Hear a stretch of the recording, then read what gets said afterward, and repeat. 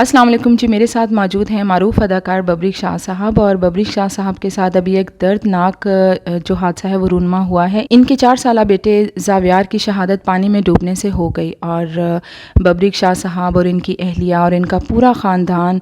جو ہے اس وقت شدید صدمے کی حالت میں ہے، اور ہم اس وقت ببریک شاہ صاحب کے پاس موجود ہیں۔ ہم نے ان کے دکھ کو بانٹنے کی کوشش کی ہے اور تفصیلات بھی جانتے ہیں کہ یہ سب ہوا کیسے۔ السلام علیکم، تھینک یو، آپ لوگ آئے، بہت بہت شکریہ، آپ نے تعزیت کی، بہت ہمت بنی اس سے، اور تمام پاکستانیوں نے کی، تمام میڈیا، ہمارا ڈیجیٹل میڈیا، تمام چینل، سب نے بہت جو ہے وہ سپورٹ کیا، ہیلپ کیا، اس کے لیے بہت بہت تھینک یو۔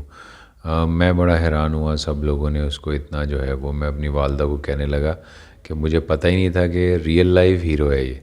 میں اس کے سامنے کچھ بھی نہیں ہوں، اصل ہیرو تو یہی تھا۔ تو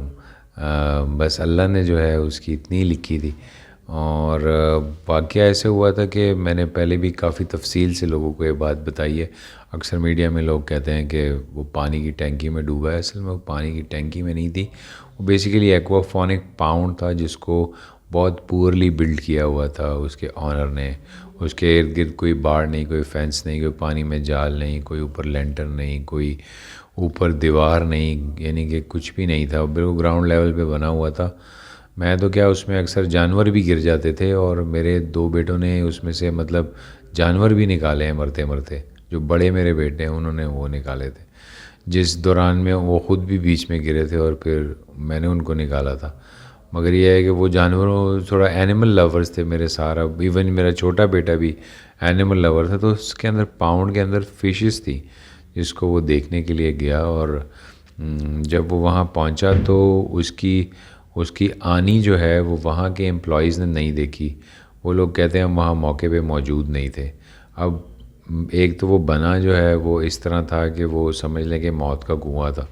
دوسرا اس کے اوپر امپلائی بھی کوئی نہیں ہوتا تھا، تو حادثہ تو کسی وقت بھی پیش آ سکتا تھا۔ آپ اگر بچے کو بہت بھی لک آفٹر کرتے تو وہ آخر بچہ تھا، پتہ نہیں اس کے ذہن میں کیا آیا، اس نے دروازہ کھولا اور وہ باہر چلا گیا، اور اس کو گھر میں سے بھی کسی نے نہیں دیکھا جاتے ہوئے، نہ کسی بچے نے، نہ کسی بڑے نے۔ تو وہ تو 2-4 منٹ میں جب وہ غائب ہوا تو ہم نے اس کو ڈھونڈنے کی کوشش کی۔ جس دوران ہم اس کو ڈھونڈ رہے تھے اسی دوران وہ وہاں جو ہے ایک لڑکے نے آواز ماری کہ یہاں تو موبائل پڑا ہوا ہے، کیونکہ موبائل لے کے نکلا تھا۔ جب وہاں گئے تو وہ پانی میں جو ہے وہ اس کی باڈی جو ہے وہ تیر رہی تھی۔ That was the most difficult time. پھر جو ہے میں نے اس کو نکالا، انیشیل CPR وغیرہ کیا، اس کو اسپتال لے گیا، مگر then death certificate they have given me, اور پھر میں وہاں سے واپس گھر آیا۔ پھر میں نے کوشش کی جلد سے جلد میں اس کو دفنا دوں، کیونکہ جتنا وہ لیٹ ہو رہا تھا میرے لیے وہ ڈیفیکلٹ ہو رہا تھا بہت زیادہ۔